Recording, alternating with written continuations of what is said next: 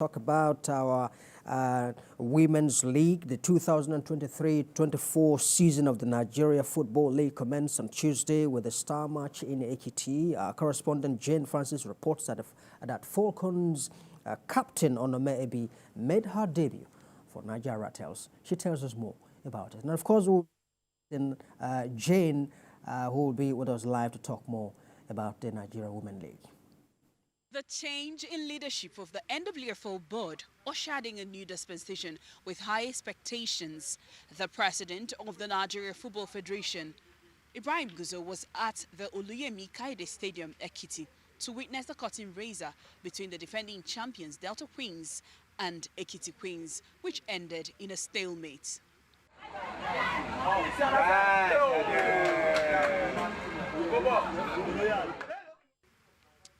Other fixtures of the 16-team league continued on Wednesday. Abuja-based Naija Ratels welcomed Nasarawa Amazon by 10 a.m. at the Agri-Uransi Cantonment pitch. Onome Ebi, who last played in the league in 2008-2009, made her debut for Naija Ratels, where they lost. It's one of those things. Myself and my opponent's side, we all came out with the mindset I want to come and win match. And football is full of mistakes. And when mistakes comes in, and the opponent take advantage of that, they get the winning. If we have chances and we don't convert our chances, we pay dearly for it. So it's all about it. It's just error here and there, from the technical to the playing players. So it's better than then, and the teams, the pitch, you can see it's really okay, and the players, how they play on the pitch. They're really good, not about one of those days when they were playing toom. Now they hold the ball and they play to themselves. Ojiovi Kesiana broke the deadlock before Ayasia Hemba Fan extended the visitors' lead. This is just teamwork. We came here not to play, we came here for the victory, and God granted unto us. We didn't allow them play the way they do play. We didn't allow them to play. They like to keep the ball, we love to keep the ball. So we said we should play directly, and directly worked for us because we didn't keep the ball to play the way we used to play. Fans and spectators varied on their experience at the match venue, as well as their expectations for the new season. They really played what I really wanted to watch. In fact, and we want to encourage them so that the next match they will put a performance more than what they have been playing here. Very exciting, and I never knew football in Nigeria could have this kind of followership. When I came to the arena this morning, what I saw was quite electrifying. The match was very interesting. You know how female football is now. You don't really get to see female playing football. In the older matches played in other centres, debutants Remo Stars ladies held multiple league champions Rivers Angels to a 1-1 draw, while Confluence Queens played a stalemate against newbies Nanas ladies. Heartland Queens thrashed Royal Queens 4-0. The board of the NWFL is yet to announce the prize money for the new season. Jane FrancesNweze, TVC News, Abuja. All right, our correspondent Jane joins us live now to, of course, talk about the Nigeria Women's League. Jane, well, the games, kicked off on Tuesday. Well, we saw the stadium, the atmosphere. Well, it looks like the attendance wasn't really, what we expected. For the Tuesday game or for Wednesday's game, IK? Yes, for the Wednesday's game. Well, I mean, that match, that particular match happened on a Wednesday morning, 10 a.m. I think it's actually, impressive that we were able to see the number of people, who, of course, came to the stadium to witness and maybe not an early morning match, but a morning match, a mid-morning match between two NWFL clubs. And yes, we know that there has been an advocacy for more attention, general attention to women football. But the advocacy is paying, but I don't think it's paying so much to get a full stadium 10 a.m. For the end of an NWFL fixture. I don't even think you can get that much for an MPFL game currently in Nigeria. So I would commend them, the fact that the two teams had their supporters club in numbers there. the military people because it was played at the Aguirre cantonment pitch. So the military people, a few of them also showed presence to watch the game. And you had, some other people that just came out of pure interest for what is happening. Maybe they had friends that were playing on either side of the team. So, yes, I think it's a commendable attendance for a 10 a.m. match. Right. I listened to some fans in your earlier reports about the Nigeria Women's League. Some commending the organization so far and how it has gone.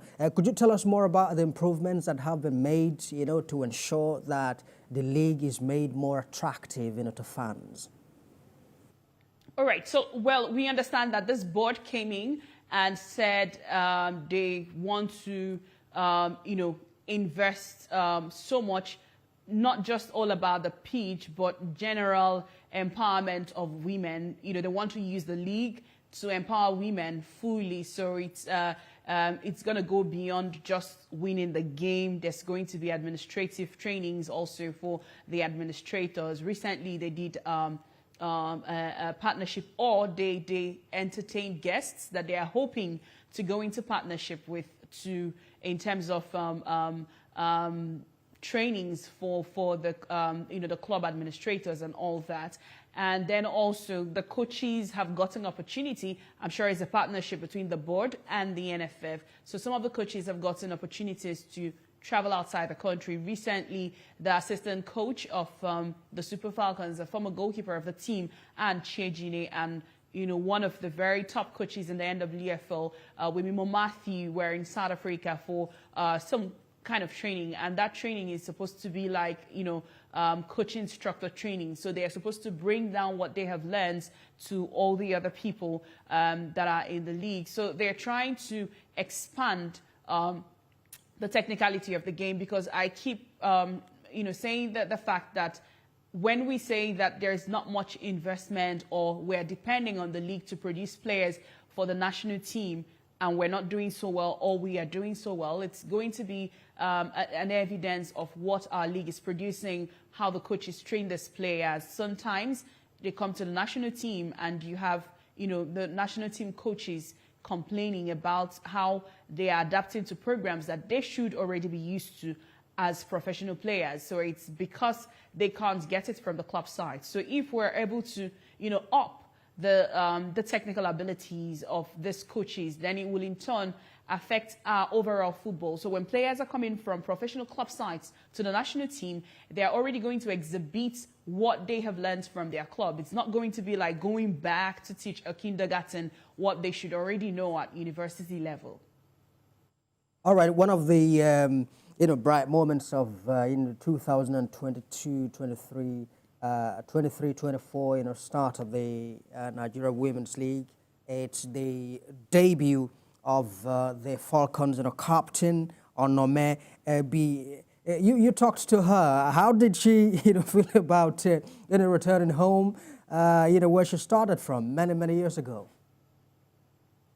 She was very excited. So first of all, when she signed that contract, she, narrated a story about how when she was starting of her career in the national team, how Florence Amabemi also came back to the club side to play with them.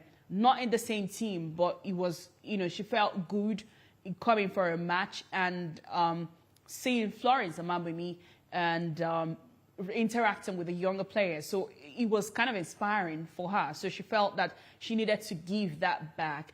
And she said she was very happy coming up to the match venue and just across the team, not just the Naija Ratels players, but also the Nasarawa Amazon players were coming to greet her, take pictures with her, and she said it was like a dream come true for her because she always wanted to do that. And it was quite, despite not winning a game, of course, every player wants to win, but she was happy at least she got to live out that dream, which is coming to have these players, meet such a big player and get inspired by her story, her journey, her performance, and the fact that she's still very much ready to play. I should mention that because she was talking about the fact that she needs to keep playing for Naija Ratels to be fit enough to feature for the Super Falcons, who we all know are getting ready for the France 2024 Olympics tournament.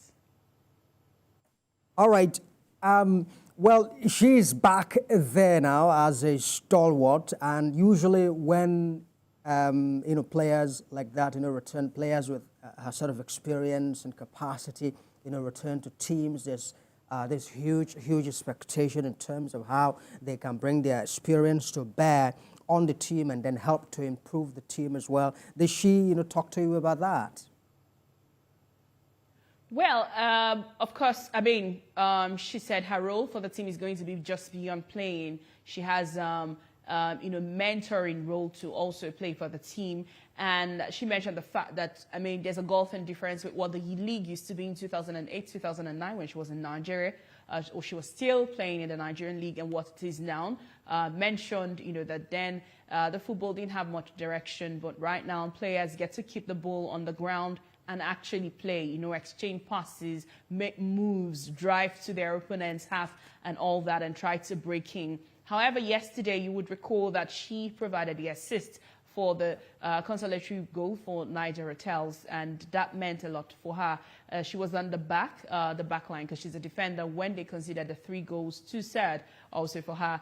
A bit complicit in the second goal, actually, but the coach had to move her to the attack to support the attack because we know that one of the greatest strengths of Onome Ebi is her positioning. So she knows how to be, in a great place at a great time. She has gotten goals also for the Super Falcons before, and I think that also, played well for them, the fact that she came out. So, and the coach said that that's an option he's going to be exploring, in subsequent matches if he gets to name.